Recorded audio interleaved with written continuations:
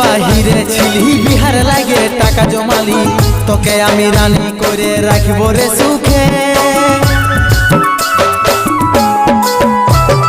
তোর লাগে বাহিরে ছিলি বিহার লাগে টাকা জমালি তোকে আমি রানী করে রাখবো রে সুখে